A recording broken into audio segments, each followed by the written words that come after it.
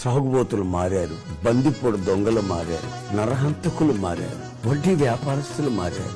సమాజానికి కీడు చేస్తున్న అనేక రకాల ప్రజలు ప్రభుని నమ్ముకొని బాగుపడి వాళ్ళు ఈ రోజున క్షేమంగాను సుఖంగాను పవిత్రంగా జీవిస్తున్నటువంటి వాళ్ళని అనేక మందిని ప్రభు దయచేశాడు. ప్రభు ఒక వాక్యాన్ని నాకు జ్ఞాపకం చేశాడు. అది యోగ గ్రంథంలో ఉంది. దాన్ని అలాగే ట్యూన్ చేసి ఒక పాటగా రాసుకోవడం జరిగింది. నేను వెళ్ళే మార్గము నా యేసుకే తెలియును, శోధించబడిన